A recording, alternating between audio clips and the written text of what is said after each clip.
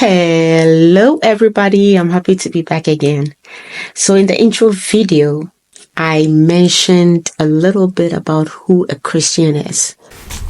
First of all, I'm going to go over something here. So I mentioned that a Christian is somebody who has given their life to Christ. You know, from there on, the minute you give your life to Christ, automatically you are going to allow Christ to lead you, direct your path. Right? It's just natural for it to happen. It's not in that case these days. It's very different for a lot of people. Some people are going through the transition. Some people are complacent. Some people don't care. They just want to be okay. Do a little bit of worldly things, do a little bit of the, you know, being a Christian, you should be, all these things that are lifestyle that do not identify with the Christian lifestyle, the way a Christian should live, you should avoid them. You should resist things that you know you're being convicted of it. You know it's not right. Because some people are looking at you. People are watching you. They want to figure out, like, who is this person saying they are Christian, blah, blah, blah, But I see them doing this and that anyways. Yeah, that's not representing Christ. A Christian represents Christ. Okay? And we know there are a lot of things that Christ wouldn't do. One of God's generals, Billy Graham, defined Christianity as a person who is trusting Jesus Christ for their eternal salvation and is seeking to follow him in their daily life. That is who a Christian is. I'm going to go again. A person who is trusting Jesus Christ for their eternal salvation. You are trusting Jesus Christ for your eternal salvation and is seeking to follow him in their daily life.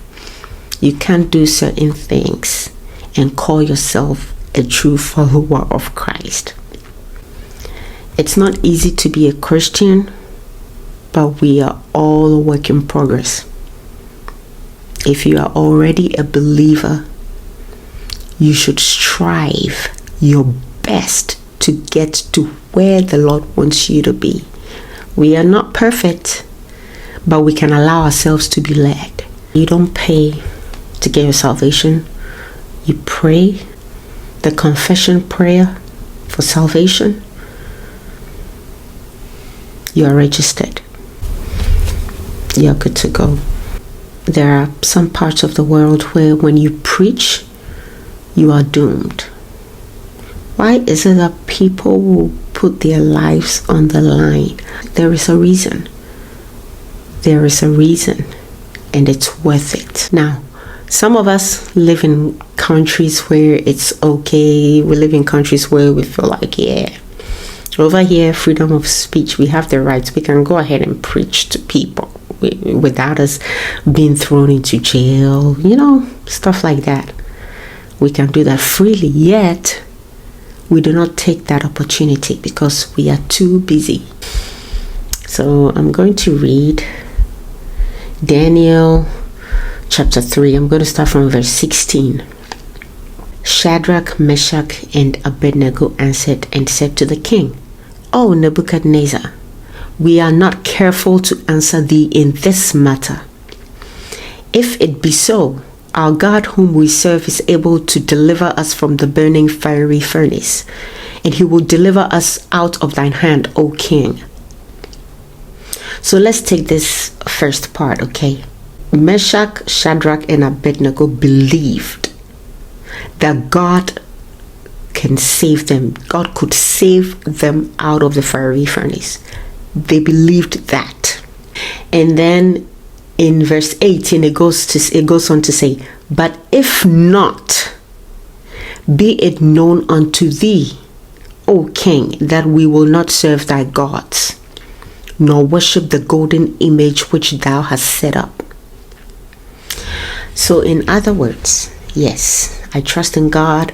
I believe He can save me, from dangerous things, from things that the enemy has put in my path or in my way. But what if for some reason you weren't taken out of it? What would you do? Walk away from the faith? Say Jesus is not God? Say Jesus sits and watches all these nasty negativity, all this mess go on around the world without doing anything? Or you would still hold on to your faith? If you are a follower of Jesus Christ, if you are a Christian, what is the level of your faith? Are you one to wobble and be swayed any direction? Are you one to stand firm and no matter what, hold on to your faith? Stick with Jesus Christ. Which one are you? If you are not the latter, it'll be a good thing to work towards getting there. And a consistent relationship with God, consistent fellowshipping with Jesus Christ will get you there. You can't be lukewarm and expect to get there. You can't be lukewarm. Jesus is not about the lukewarm life.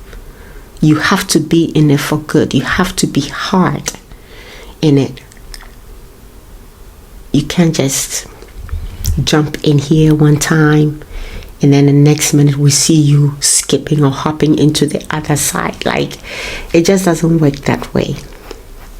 Yeah, we have scriptures. Jesus has said He's going to spit you out if you are lukewarm. He does not work with lukewarmness. Be hot or be cold. Be hot or be cold. No gray areas. No gray areas.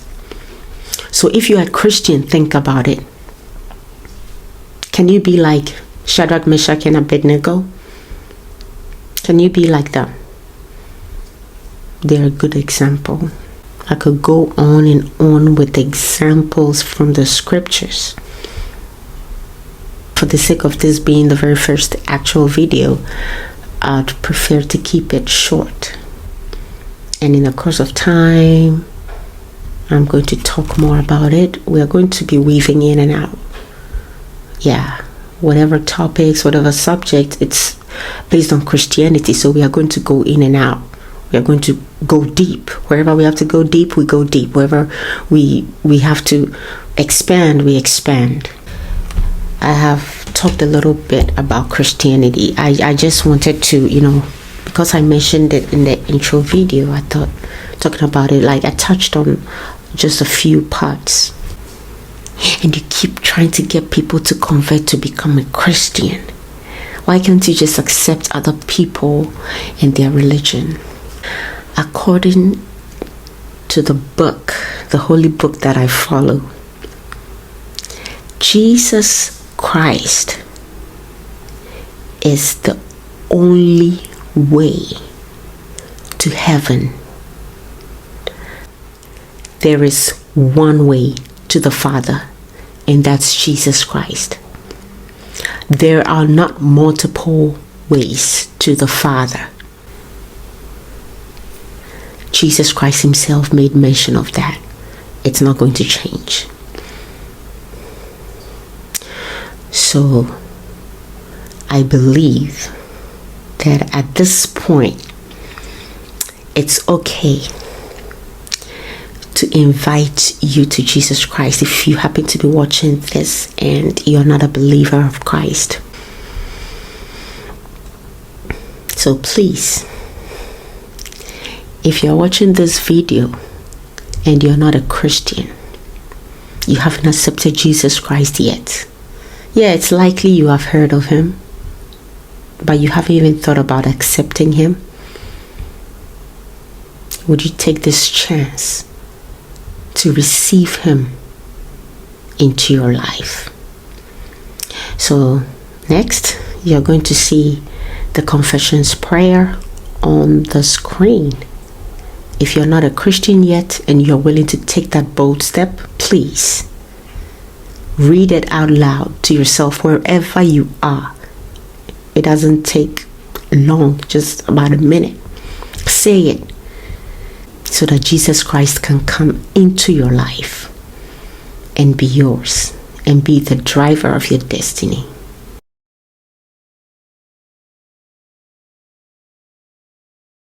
Thank you very much for watching, and I will definitely be back with another video.